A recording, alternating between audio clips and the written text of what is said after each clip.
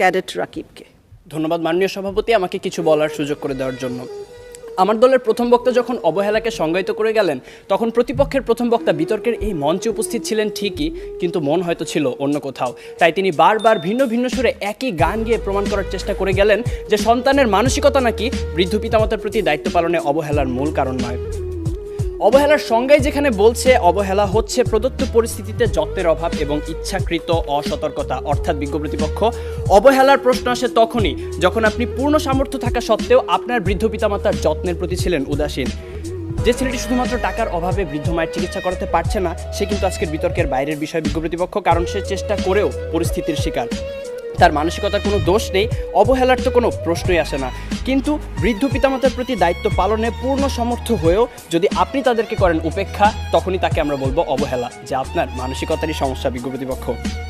আমার সন্তান যেন থাকে দুধে ভাতে, অন্তরের এই নিবেদন তো পৃথিবীর সব বাবা মায়ের। অথচ সারাটা দিনের ব্যস্ততা শেষে একটুখানি অবসর পেলেই, যেখানে আমাদের ফেসবুক বা হিন্দি সিরিয়ালে ডুব দেওয়ার সময় হয়, সেখানে ফোন দিয়ে মাকে একটিবার জিজ্ঞেস করার সময় হয় না মা ভালো আছে কিনা, বাবাকে জিজ্ঞেস করার সময় পর্যন্ত হয় না ওষুধগুলো ঠিকমতো খাচ্ছে কিনা। এখানে দোষটা কিন্তু বিজাতীয় সংস্কৃতির ধারক ও বাহক হিন্দি সিরিয়াল বা সোশ্যাল মিডিয়া, ফেসবুকের আগে আপনারই মানসিকতার বিজ্ঞ প্রতিপক্ষ।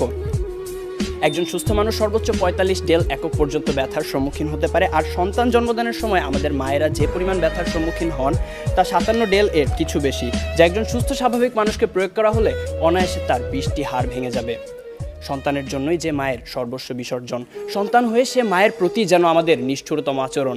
আর এর পেছনে মানসিকতায় যদি দায়ী না হবে, তাহলে কেন নারায়ণগঞ্জের ফতুল্লা শাসনগাঁও এলাকায় ভরণ পোষণ থেকে বাঁচতে সন্তানদের দ্বারা বস্তাবন্দি অবস্থায় রাস্তায় ফেলে যাওয়া 80 বছর বয়সী বৃদ্ধা হাসিনা বেগম সেদিন মারা গেলেন? কেন জামির উদ্দিন শেখ নামের শতবর্ষী বাবা 5 ছেলের 4 জনের হাতেই মার খেয়ে আজ শয্যাশয়ী? তথ্যসূত্র দৈনিক প্রথম আলো, 13 জুলাই 2018।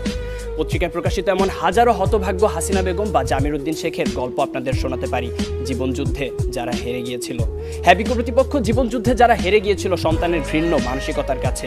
এরপরও কি সন্তানের সেই পচে যাওয়া মানসিকতার চেয়ে বিভিন্ন পারিপার্শ্বিকতার অজুহাতকেই বড় করে দেখবেন? প্রশ্ন এলো বিপক্ষের দ্বিতীয় বক্তার কাছে। প্রতিপক্ষের প্রথম বক্তা বলে গেলেন যে সন্তানেরা নাকি এখন সময়ই পাচ্ছে না তার বাবা মার সাথে ব্যয় করার, অর্থাৎ ব্যস্ততার কারণে তারা সময় দিতে পারছে না তাদের বাবা মাকে। আসলে সত্যি কথা বলতে জানেন কি বিজ্ঞ প্রতিপক্ষ, এই পৃথিবীতে সময়ের অভাব বলে কিছু নেই, সব কিছুই নির্ভর করে আপনার প্রাধান্যের উপর। তাই দিন শেষে আপনার প্রাধান্য যদি পিতামাতা না হয়ে হয় ডিজনি প্লাস বা নেটফ্লিক্স, মানসিকতার দিকে আঙুল তো উঠবেই। মাননীয় সভাপতি, প্রতিপক্ষের প্রথম বক্তার বক্তব্য থেকে এটাই পরিষ্কার যে তারা মানসিকতা নয়, বরং সন্তানের সুশিক্ষার অভাবকেই দায়ী করে গেলেন, যার কারণে প্রভাবিত হচ্ছে মানসিকতা। মাননীয় সভাপতি, কোনো কিছুই তো আপনা আপনি দূষিত হয় না। এখন কেউ যদি ধূমপান করে বলে যে সিগারেটে থাকা নিকোটিনের কারণে তিনি ক্যান্সারে আক্রান্ত হয়েছেন, এখানে ধূমপানের কোনো দোষ নেই, তাহলে বিষয়টি কি নিতান্তই হাস্যকর নয় বিজ্ঞ প্রতিপক্ষ? তাই আজ বুঝেই হোক আর না বুঝেই হোক, আপনারা কিন্তু বৃদ্ধ পিতামাতার প্রতি দায়িত্ব পালনের অবহেলার মূল কারণ হিসেবে সেই মানসিকতাকেই দায়ী করে গেলেন। ধন্যবাদ আমাদের সাথে একমত পোষণ করার জন্য। প্রতিপক্ষের প্রথম বক্তার মতে বর্তমান সমাজে বাবা মায়ের মধ্যকার অশান্তি, ঝগড়া ইত্যাদি দেখে অবহেলায় একটি বড় হওয়া একটি সন্তান তো সেগুলোই শিখবে। কিন্তু বিজ্ঞ প্রতিপক্ষ, একই পরিবারে বেড়ে ওঠা 2টি সন্তানের মধ্যে যখন এক ভাই হয় সমাজে উচ্চ প্রতিষ্ঠিত আর আরেক ভাই হয় মাদকাসক্ত বেকার, তখন আপনি কি বলতে চাইছেন যে তাদের বাবা মা তাদের দুরকম শিক্ষা দিয়েছে?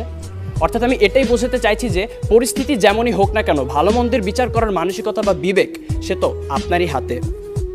অবাক বিষয় কি জানেন বিজ্ঞ প্রতিপক্ষ, আপনারা যখন এই মঞ্চে দাঁড়িয়ে বৃদ্ধ পিতামাতার প্রতি অবহেলার বিভিন্ন কারণ হিসেবে নানা অজুহাত টেনে আনতে ব্যস্ত, তখন সব কিছুকে বুড়ো আঙুল দেখিয়ে মন্তাজ মিয়া নামের একজন দরিদ্র রিক্সা চালক সম্পূর্ণ অপরিচিত একজন বৃদ্ধকে নিজের বাড়িতে নিয়ে এসে নিজের বাবার মতো যত্নার্থী করছেন গত 5 বছর ধরে। রিক্সা চালক মন্তাজ মিয়ার এই ঘটনা হানিফ সংকেতের ইত্যাদি অনুষ্ঠানে প্রচারিত হয়েছিল। যেখানে অনেক উচ্চশিক্ষিত সচ্ছল ছেলে মেয়েরা অবহেলায় নিজের পিতামাতাকে বৃদ্ধাশ্রমে পাঠিয়ে দিচ্ছে, সেখানে মন্তাজ মিয়া একজন দরিদ্র রিক্সা চালক হয়েও এমন একটি মহৎ কাজ কি করে করতে পারলেন? তার তো ছিল না অর্থবিত্ত, শিক্ষা কিংবা উচ্চ সামাজিক অবস্থান, কিন্তু তবুও তিনি তা পেরেছিলেন কারণ তার ছিল একটি উন্নত মানসিকতা, বর্তমান সময়ে যা বড়ই অপ্রতুল। শেষ করার আগে মনে করিয়ে দিতে চাই, দূরত্ব, সময়ের অভাব, কাজের চাপ, সুশিক্ষার অভাব ইত্যাদি বৃদ্ধ পিতামাতার প্রতি দায়িত্ব পালনের ক্ষেত্রে কিছু দেয়াল মাত্র, মানসিকতাকে বদলালে যা পেরোনো সম্ভব।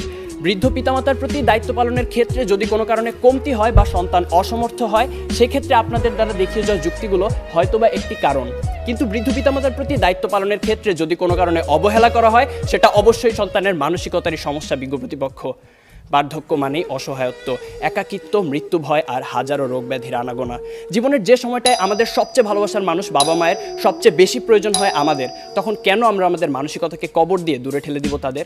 তাই বিজ্ঞ প্রতিপক্ষ, আসুন আমরা আমাদের মানসিকতাকে বদলাই। জীবনের বিনিময়ে হলেও যারা সন্তানের প্রতি ভালোবাসার এতটুকু কমতি হতে দেন না, সেই সোনার পিতামাতার প্রতি গভীর শ্রদ্ধা নিবেদন করেই শেষ করছি।